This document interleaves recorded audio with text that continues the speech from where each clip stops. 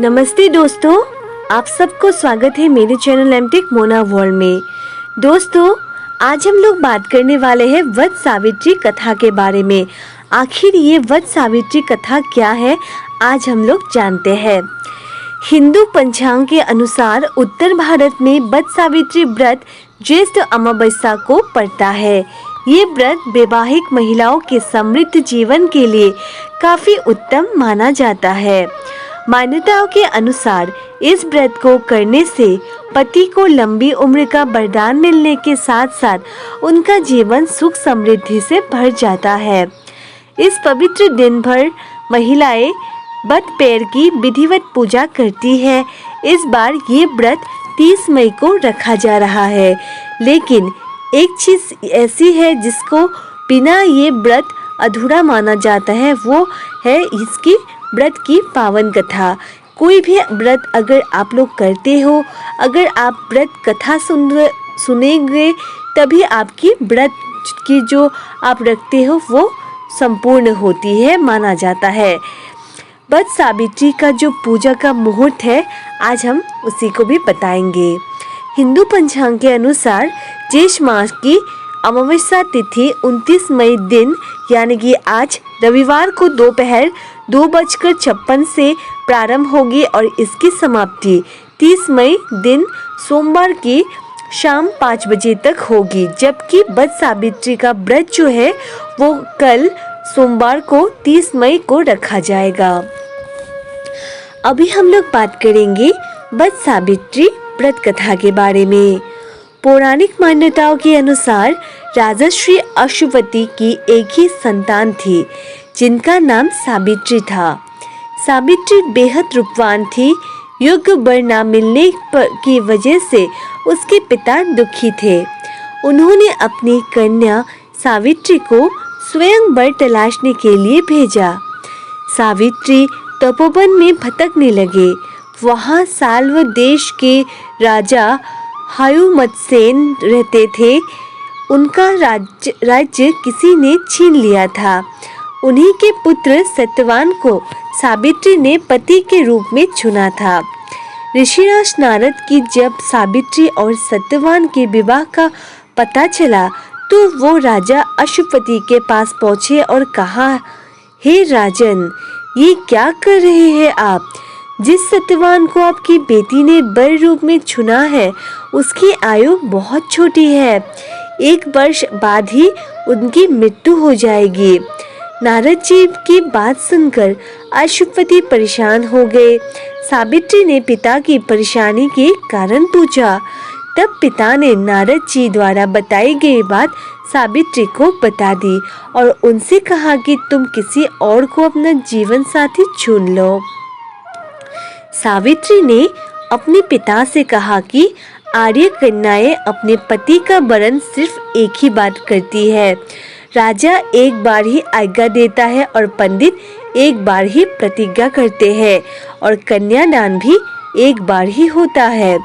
सावित्री बोली, मैं सत्यवान से विवाह करूंगी। पुत्री की बात मानकर राजा अश्वपति ने उनका विवाह सत्यवान से कर दिया। सावित्री ससुराल पहुंचकर अपने पति और सास ससुर की सेवा करने लगी। इस तरह से समय बीतता चला गया और जैसे जैसे सत्यवान की मृत्यु का समय करीब आने लगा वैसे ही सावित्री अधीर होने लगी। उन्होंने 3 दिन पहले से ही उपवास रखना शुरू कर दिया। नारद मुनि द्वारा बताई गई तिथि पर पितरों को पूजा किया। हर दिन की तरह सत्यवान उस दिन भी जंगल में लकड़ियां काटने चले गए। तभी अचानक से उनके सिर में तेज दर्द होने लगा। सावित्री अपना भविष्य समझ गए। सत्यवान के सिर को अपना गोद में रखकर सावित्री ने सत्यवान का सिर सहलाया। तभी अचानक से यमराज आए और वो अपने साथ सावित्री के पति सत्यवान को ले जाने लगे। सावित्री भी उनके पीछे पीछे लग पड़े। यमराज ने सावित्री को बहुत समझाया, लेकिन सावित्री नहीं मानी। सावित्री की निष्ठा को देखकर यमराज सावित्री पर प्रसन्न हुए और उन्होंने कहा कि हे देवी, तुम धन्य हो। मुझसे कोई वरदान मांगो। सावित्री ने कहा कि मेरे सास ससुर बनवासी और अंधे हैं, उन्हें आंखों की रोशनी प्रदान करे। यमराज ने कहा कि ऐसा ही होगा, पर अब तुम लौट जाओ। लेकिन इसके बाद भी सावित्री ने यमराज जी का पीछा नहीं छोड़ा। यमराज ने कहा कि तुम वापस जाओ। इस पर सावित्री जी ने बोला कि मुझे मेरे पति के पीछे पीछे चलने में कोई परेशानी नहीं है, पति के पीछे चलना मेरा कर्तव्य है। ये सुनकर यमराज ने उनसे फिर से वर मांगने के लिए कहा। फिर सावित्री ने कहा कि मेरे ससुर का राज्य छीन गया है, वो उन्हें वापस दिला दे। यमराज ने भी ये वरदान भी सावित्री को दे दिया, लेकिन फिर भी सावित्री यमराज जी और अपने पति सत्यवान के पीछे चलती रही। फिर यमराज ने तीसरा वरदान मांगने को कहा। इस पर सावित्री ने संतान और सौभाग्य का वरदान मांगा। यमराज ने ये वरदान भी सावित्री को दे दिया। सावित्री ने यमराज से कहा कि प्रभु, मैं एक पतिव्रता पत्नी हूँ और आपने मुझे पुत्रवती होने का वरदान दिया है। ये सुनकर यमराज को सत्यवान के प्राण छोड़ने पड़े।